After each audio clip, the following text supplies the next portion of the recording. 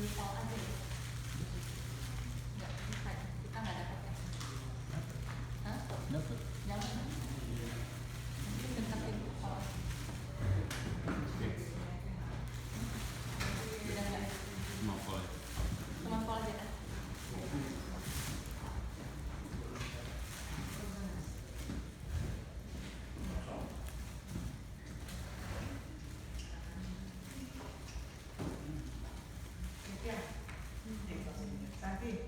Thank you, dari mana? Dari gereja, dari ada orang rumah.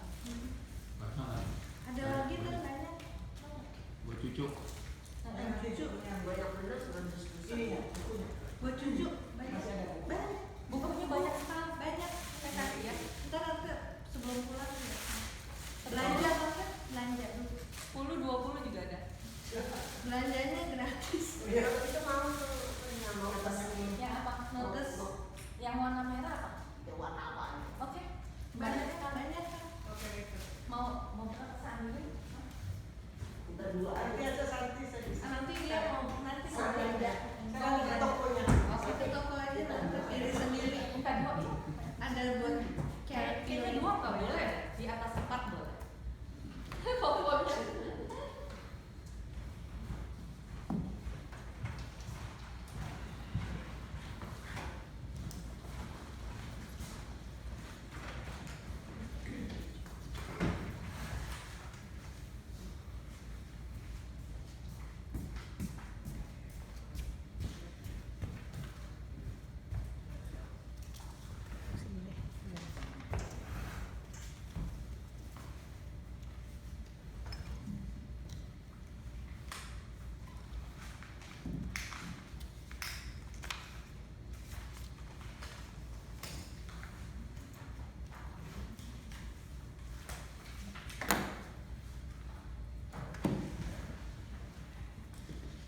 Mari kita membuka firman Tuhan yang diambil dari kitab Bilangan pasal 16. Please turn your Bible to the book of Numbers chapter 16.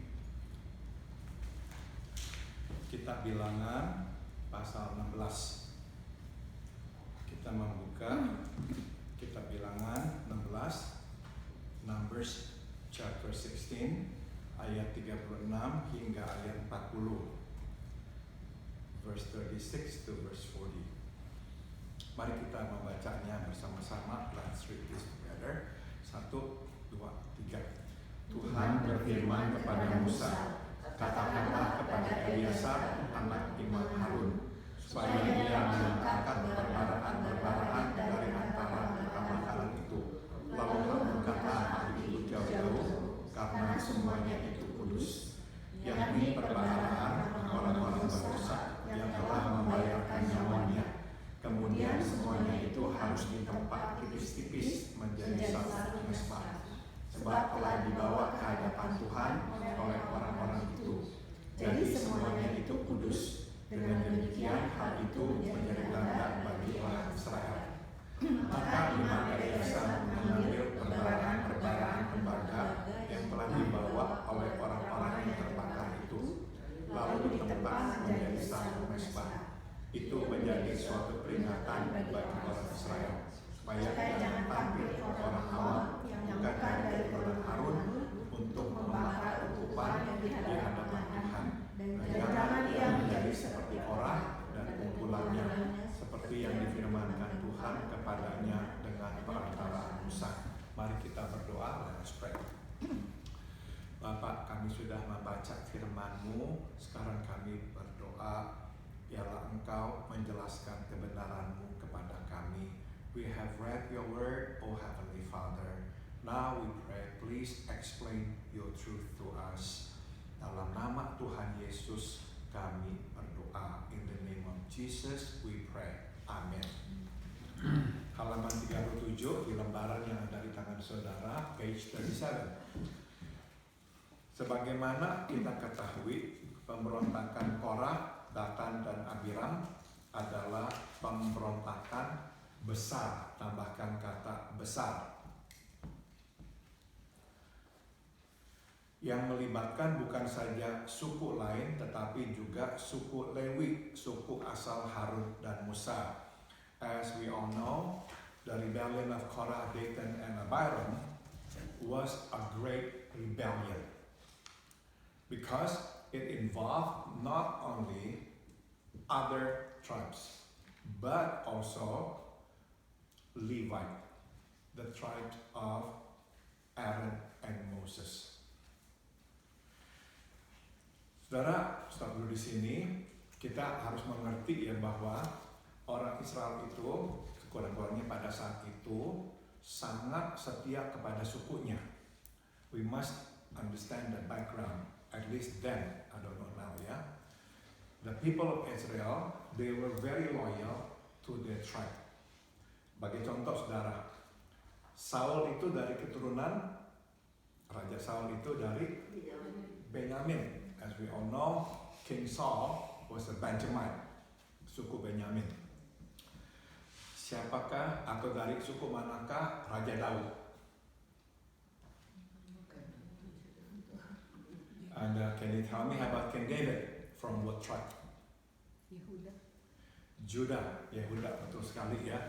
Nah saudara, sewaktu Israel itu memisahkan diri atau terpecah pada zaman Salomo, ingat saudara, pecahannya seperti apa? You remember when the kingdom split after the time of Solomon? Northern kingdom and southern kingdom. The northern kingdom consists of how many tribes? 10. Betul sekali, 10 suku yang tetap setia kepada Raja Daud, kepada Salomo, kepada keturunannya adalah 2 suku saja. Tebak suku apa? Dan Benyamin. Benyamin. So the southern kingdom consists of only 2 tribes, Benjamin and Judah. Can you tell me why? Karena raja pertama dari Benyamin, raja kedua dari Yehuda. Jadi mereka bela sekali sukunya. Raja mereka itu dulunya orang Benyamin, sekarang juga orang Yehuda. Jadi mereka berdua itu bersekutu. 10 yang lainnya melepaskan diri. Ya, we remember the 10 tribes split. They form another kingdom, the northern kingdom. But the 2 tribes, Yehuda and Benjamin, they stick together. Jadi kita lihat ya mereka itu setia kepada sukunya. So we need to understand that at least at the time ya, they were very faithful, loyal to their tribes. Nah saudara, yang memberontak ini sekarang suku apa? Lewi. Ya, now you know ya why I said this is a great rebellion, because the one who actually rebelled was Korah, and Korah was from the Levite tribe. Ya, jadi ini memang nggak main-main saudara-saudara, karena biasanya mereka sangat loyal kepada suku mereka. Ya, so this is very serious because they're usually very loyal to their tribe. Dan tujuan pemberontakan bukan saja untuk menggulingkan kepemimpinan Musa, pemerintahannya, tapi juga kepemimpinan Harun, kerohanian. And the purpose of the rebellion not only to topple Moses' leadership, which is like a governmental leadership, but also to topple Aaron's leadership, which is spiritual leadership. Jadi saudara, saat itu tuh Israel seolah-olah dipimpin oleh 2 pemimpin. Satu yang seolah-olah sekular, yang satu itu religius. Yang sekular itu adalah Musa. Musa menjadi seperti raja lah, pemerintah gitu. Sedangkan Harun menjadi kepala imam, yang menjadi pimpinan rohani. So at the time it was like the people of Israel was ruled by 2 kind of leadership. Yeah. Governmental, political leadership under Moses, spiritual leadership under Aaron. Nah saudara, sebagai tambahan saja, itu sebab pada zaman Tuhan Yesus, nah pemerintahan politik tumbang, dikuasai oleh pada zaman Tuhan Yesus Roma. Tapi apa yang nggak tumbang? kepemimpinan rohani di bawah saat itu Sanhedrin. Ya, jadi saat itu sampai pada zaman Tuhan Yesus memang Israel itu seolah-olah selalu di bawah dua pemerintahan. So from the time of Moses all the way till the time of Jesus, it was like the people of Israel were always under two leadership, dual leadership, governmental, political leadership, and spiritual leadership. At the time of Jesus, because the Romans were there, the Romans took over, they were in charge of the political leadership. But the spiritual leadership was still in the hands of the people of Israel. And at the time under the Sanhedrin, under the high priest and whatnot, ya. Jadi sama ya. Nah saudara, Korah, Datan dan Abiram mau menggulingkan dua-duanya. So Korah, Datan dan Abiram were planning to actually take over, topple these two leadership. Korah is a Levite. He was going to take the place of Aaron. Datan and Abiram, they are Reubenites. They were going to take over the political leadership of Moses. Jadi benar-benar ini pemberontakan yang masif sekali. Sambung lagi. Mereka berdosa dan menodai kekudusan Tuhan. Tambahkan kata kekudusan. So they sin, and they smeared the holiness of God. Tetapi dupa itu yang adalah simbol kehadiran Tuhan di tengah mereka tetap kudus. But the incense, which is the symbol of God's presence among them, remain holy. Okay? Itu sebab Tuhan Allah menyuruh Eleazar putra Harun mengambil 250 dupa itu. Saudara masih ingat ya, 250 pemimpin itu semua memegang dupa, incense. Melebur semua logam itu, menempatnya tipis-tipis untuk melapisi mezbah persembahan. Tambahkan kata persembahan. So that's the reason the Lord God commanded Eleazar, the son of Aaron, to take these 250 incense and then to melt them all, this metal, and make it like pieces to be placed on the sacrifice altar, on top of the sacrifice altar, offering altar. Ada satu pelajaran yang dapat kita petik dari firman Tuhan ini, yaitu yang kudus selalu kembali kepada yang kudus. Tambahkan kata kudus. Third, there's one lesson that we can glean from this word of God, and that is that which is holy. Always go back to that which is holy. That which is holy always goes back to that which is holy. Meski untuk sementara dupa yang kudus berada di tangan orang yang tidak kudus, 250 orang itu. Namun pada akhirnya dupa yang kudus itu kembali kepada mezbah yang kudus. Even though for a moment those holy incense were in the hands of unholy people, but in the end those holy incense return to the holy altar. Sambung. Kadang kita melihat firman Tuhan yang kudus diberitakan oleh orang yang tidak kudus. Atau pekerjaan Tuhan yang kudus dikerjakan oleh pekerjaannya yang tidak kudus. At times we see the holy word of God is preached by people who are not holy. And at times we see that the holy work of God is done by His workers who don't live a holy life. Sambung lagi. Ada kalanya kita melihat otoritas Tuhan yang kudus diselewengkan oleh hambanya yang tidak kudus. Dan uang persembahan yang kudus digunakan untuk kepentingan yang tidak kudus.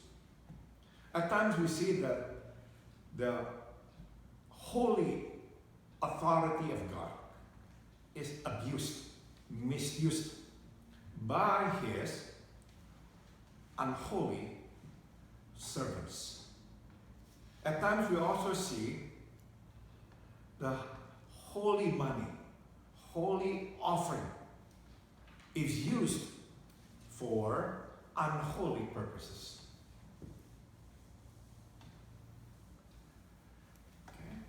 Tuhan tahu dan melihat semua itu. So God knows and He sees everything. Suatu saat Ia pasti bertindak. Tambahkan kata bertindak. He knows and He sees everything. But one day, He will act. He will do something. Dia tidak akan tinggal diam. He will not be still. Dia akan mengembalikan yang kudus ke tempat asalnya yang kudus. Ya, He will bring back that which is holy to its original place. That which is holy. Selalu begitu.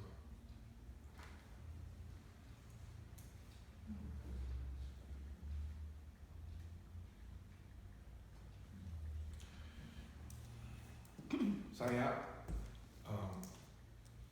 tahu atau saya mendengar cerita-cerita tentang kejadian-kejadian di gereja-gereja Tuhan, ini di Indonesia ya terutama, di mana banyak terjadi misalkan penyelewengan bertahun-tahun. Years ago I heard stories or I saw or I knew stories about the abuse, the misuse of God's authority, of God's money, God's power in the churches or in ministries. But then I see also this. In the end, God took action. God removed those people and God put those who are holy in place to take their places. It's always the case. Tapi memang saudara, yang kita selalu makanya bertanya-tanya adalah kenapa kok tidak lebih segera? But of course sometimes we ask God, why not sooner? We would like to see it done sooner. Tapi memang Tuhan punya waktunya. Ada kalanya makan waktu cukup lama. Seolah-olah kok Tuhan kok tutup mata membiarkan. At times memang it lasted for years. And then sometimes we ask God, how come you are like closing your eyes?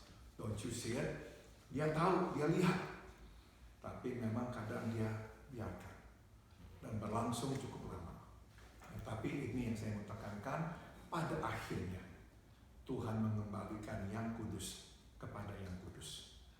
But then we need to believe that in the end He will return that which is holy to that which is holy. Sambung. Tuhan akan selalu menjaga, tambahkan kata menjaga, kekudusannya, kekudusan pekerjaannya di bumi. God will always guard His holy work on earth. He will. Kenyataan kadang ia memakai orang yang tidak kudus memegang pekerjaannya yang kudus, bukanlah pertanda ia tidak mempermasalahkan kekudusan. The fact that sometimes He uses those who are not holy to hold His holy work does not mean that He doesn't care about holiness. Sebenarnya ia bukan tidak mempersalahkan kekudusan, melainkan memberikan kesempatan, tambahkan kata kesempatan, kepada kita untuk mengenalnya. Actually what happens is this. It's not that He doesn't care about His holiness and or our holiness, but He is actually giving us the opportunity to know Him. Jadi, ini kita bisa lihat contohnya ya. Let's see the examples. Tuhan memakai raja-raja Media Persia untuk melindungi umat Israel dari pembunuhan massal dan bahkan memulangkan mereka ke Palestina serta membangun kembali bait Allah. For example, God used the kings of Media Persia to protect Israel from genocide, and in fact, in the end, God used Media Persian's king to return the people of Israel to the Palestine, to the land of the Palestine, to rebuild the temple of God. Ingat saudara, di zaman siapa tuh Tuhan melindungi Israel dari pembunuhan massal? You remember? In the time of who? That the Lord God protected Israel from the genocide. Di zaman Ratu Esther. In the time of Queen Esther, remember? Haman benci sama orang Yahudi, mau menghabisi semua orang Yahudi dalam kerajaan Persia. Remember, Haman hated the Jews so much that he wanted to kill all the Jews who resided in the kingdom of Persia.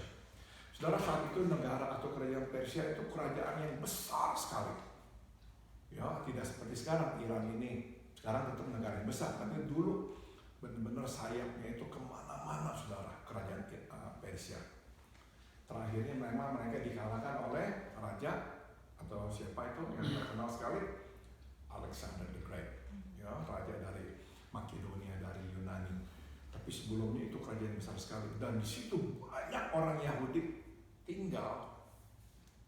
Jadi kalau berhasil rencana Haman, saudara, berarti itu nggak tahu berapa ratus ribu atau jutaan orang Yahudi saat itu udah mati tuh di tangan Haman.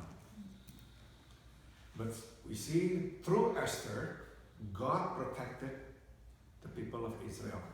But through someone else, and that is the king of Persia. Artaxerxes, or in the Jewish, in the Hebrew, Ahasuerus.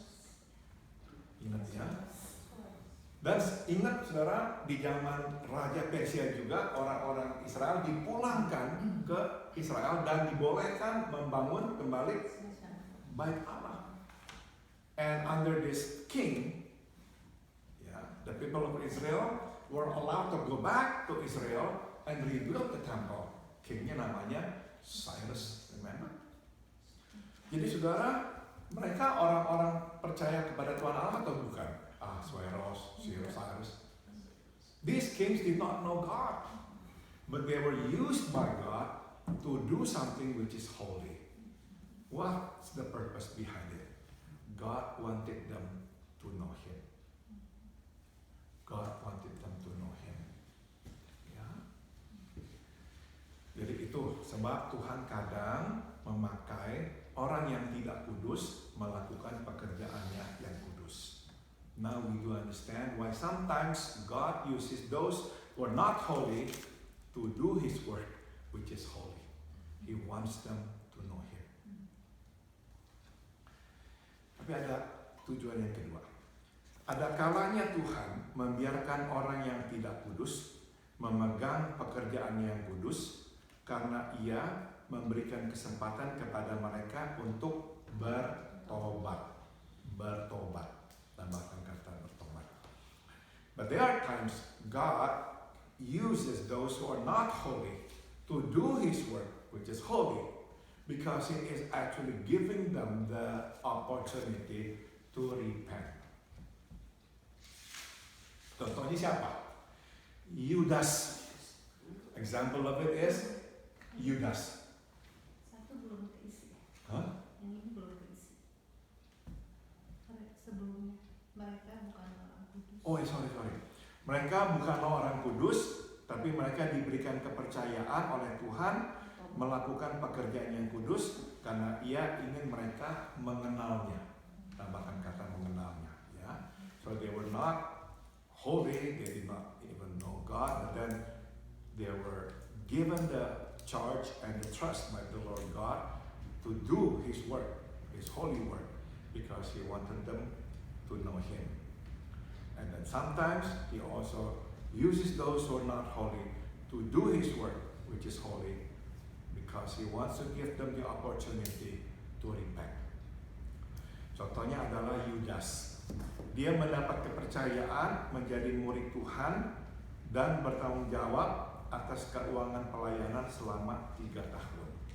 As you all know, Judas received the trust from Jesus not only to be His disciple, but to be responsible for the money of the group.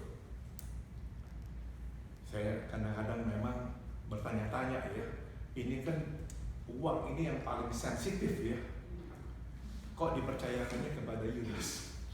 Yeah, sometimes we wonder why God or Jesus trusted the money part of His ministry to Judas. Jawabannya sebetulnya adalah ini, Tuhan ingin Yudas bertobat. And the answer is because He really wanted Judas to repent. Bukannya Tuhan tidak peduli orang tidak kudus memegang pekerjaan yang kudus. Ia peduli, tetapi Ia ingin memberi kesempatan kepada Yudas untuk bertobat. Yeah, it's not that He doesn't care that this unholy person is doing his work which is holy. He does care, but He's just giving Judas the opportunity to repent. Tapi Yudas kan belum mengkhianati Tuhan. Iya, tapi Tuhan sudah tahu dia akan mengkhianatinya. Tapi yang lain kan nggak tahu ya. Yang lain nggak tahu betul. Ya, jadi Tuhan sayang dia. Sampai terakhir Tuhan tetap mau dia bertobat. Jesus cared for him. That's why until the end He was giving Judas the opportunity to repent. Yang lain lagi siapa? Saul. Selama 42 tahun Saul memerintah sebagai raja yang diurapi Tuhan. Dan selama bertahun-tahun ia memburu Daud, menyengsarakan hidup Daud. For 42 years Saul ruled as an anointed king of the Lord. But for many years, he went after David. He really made David's life miserable. Tuhan peduli dengan kekudusannya, tapi Ia pun peduli dengan keselamatan Saul. Tambahkan kata keselamatan. So you see, God cared for His holiness, but He also cared for Saul's salvation. Itu sebab Ia terus memberikannya kesempatan untuk bertobat. And that's the reason He kept giving him the chance to repent.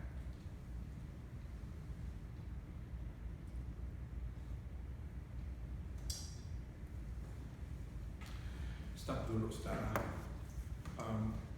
Ini penting sekali kita ingat ya, sadari ya. Sebab kita ini hidup di dalam dunia yang penuh dengan kejahatan dan ketidakadilan. Yeah, we need to really remember this lesson because we live in an evil world which is full of injustice. Saudara, Tuhan sayang, begitu sayangnya kepada kita, maka Dia itu selalu memberikan kesempatan dan kesempatan untuk orang mengenalnya dan bertobat. Meskipun untuk itu jadinya kejahatan tetap berjalan, ketidakadilan tetap terjadi. You see, God cares for us. He loves us so much that He keeps giving us time, opportunity, after time and after opportunity. Even though at the cost of making people suffer. Because He wants these people to repent. He's giving them time. So before these people repent, they continue inflicting pain on other people. They continue committing crime. They continue inflicting evil on others. But But because He loves us, He wants people to repent. So He keeps giving them time. Extension after extension. Itu yang terjadi ya. Bukan Tuhan tidak peduli. Bukan. Tuhan peduli. Sambung. Pada akhirnya, Tuhan akan mengembalikan yang kudus kepada yang kudus. So once again, in the end, God will bring back that which is holy to its holy place. Setiap kali Israel membawa persembahannya kepada Tuhan, sewaktu melihat mezbah, mereka diingatkan bahwa lapisan logam di atasnya adalah bekas dupa yang dipegang oleh 250 pemimpin umat yang memberontak, tambahkan kata memberontak kepada Tuhan. Every time Israel brought their offering to the Lord God and they saw the altar, they would be reminded that the metal that covered the top of the offering altar was actually from the incense held by these 250 leaders who rebelled against God. Singkat kata, mezbah persembahan menjadi rambut peringatan bagi mereka. Tambahkan kata peringatan. In other words, this altar becomes a warning sign for them.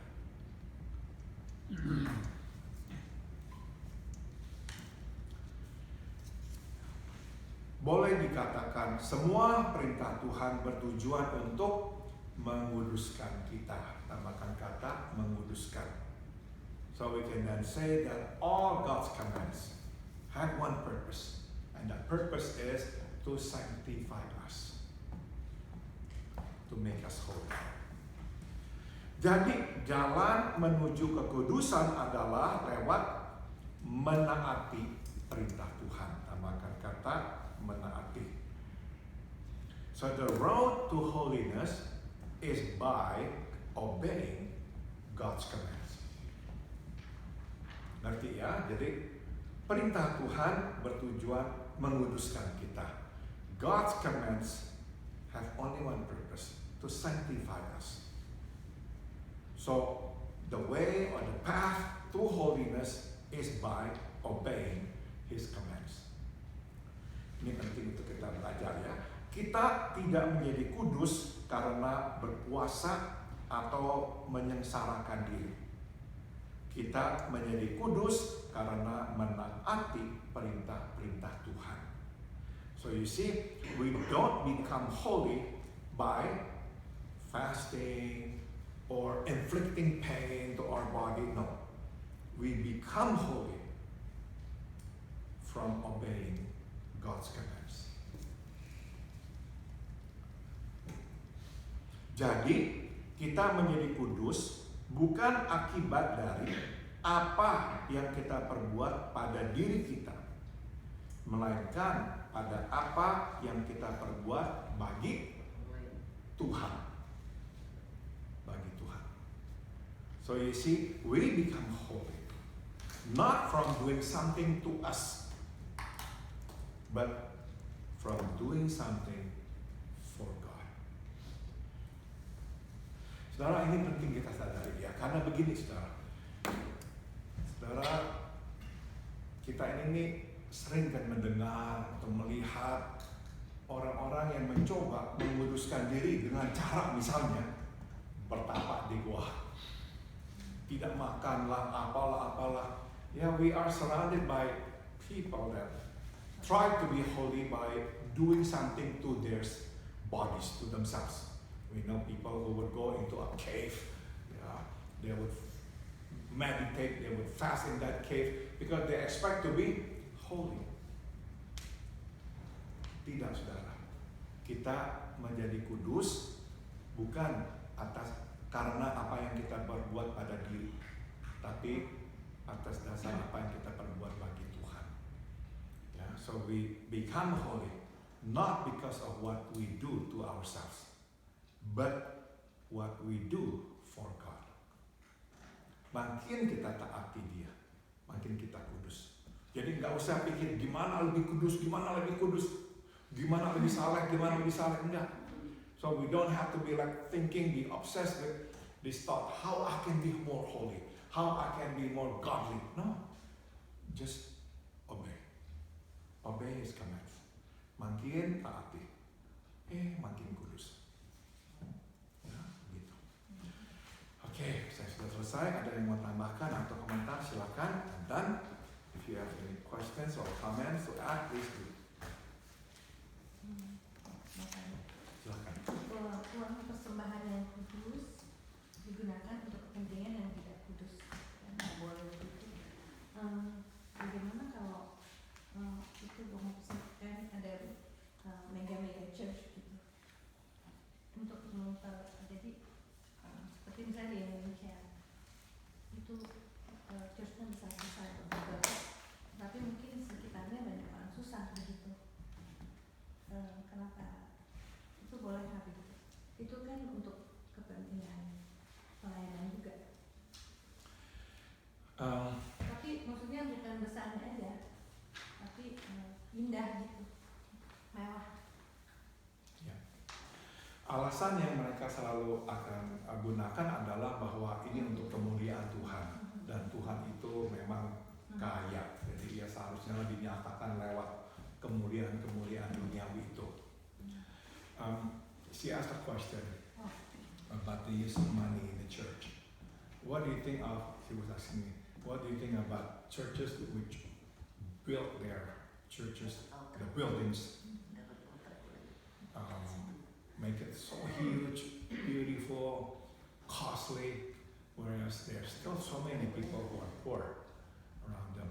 And then she was asking about those churches in Indonesia because there are more poor people there than here. So the contrast is more stark.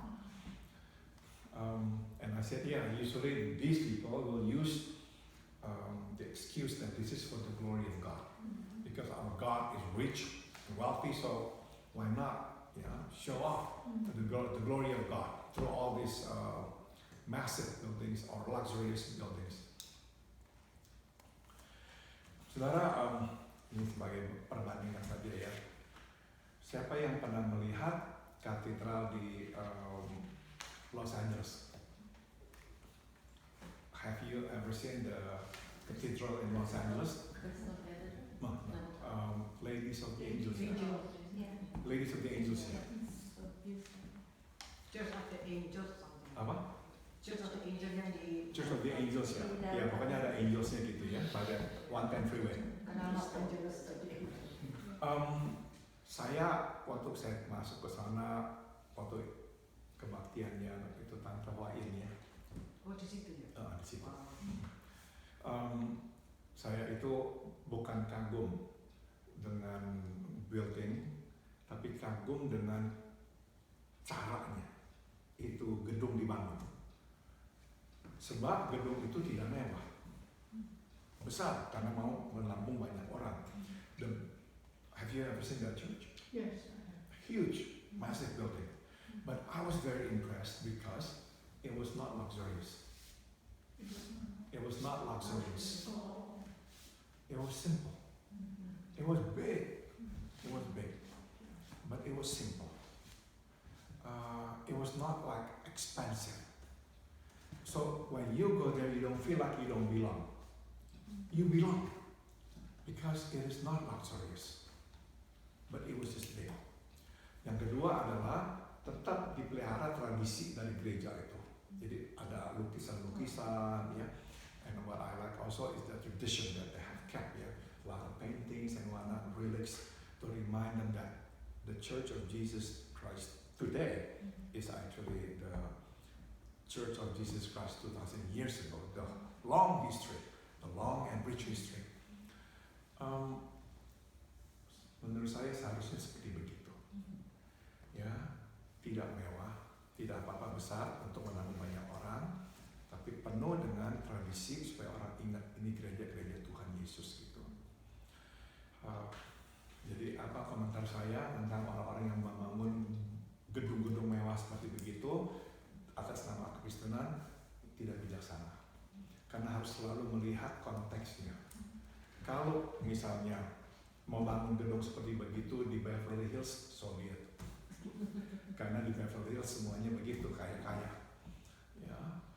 Tapi kalau di Bendungan Hilir jangan. Indonesia. Beverly Hills is fine, not Bendungan Hilir. Ya. So I think the context is important. If you build a luxurious church like in Beverly Hills, Westwood, Soviet, the right context, but not elsewhere. The context is not right. Yeah. I think I told you this story a long time ago. Yeah. I was in a church, and then this young boy came. Om. Do you want me to shine your shoes? I said, yeah, go ahead. So this young boy came, he wanted to shine my shoes. So he shined my shoes, while he was shining my shoes, he said, Om, enaknya jadi orang Kristen. Om, uncle, oh, it's so good to become a Christian. I was startled by his comment. Saya tanya, kenapa kamu bilang begitu? Habis orang Kristen kaya-kaya, Om. And then he said, yeah, because Christians are rich. Dia orang miskin. He was a poor boy. And of course, our church at the time was not even a luxurious church. Gereja saya gereja Kristus Ketapang. Gereja yang biasa aja, gereja Ketapang. Tapi buat dia itu gedung mega.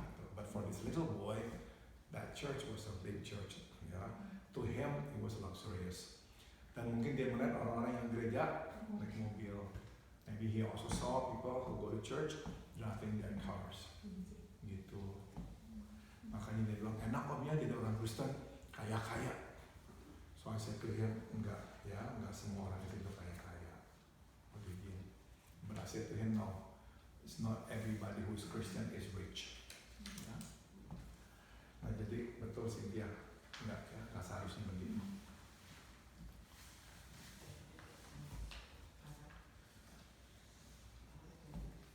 Ada lagi pertanyaan? Kalau nggak ada, kita sudahi.